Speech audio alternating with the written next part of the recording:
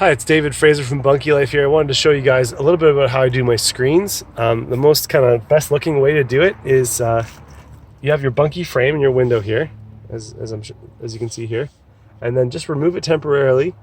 And it's helpful to have someone on the inside pushing the window out, just in case it falls in. But remove the frame here, and then cut your screen to this, just about inside this frame here, and then screw the frame back on over the screen. Now obviously I went a little bit above here.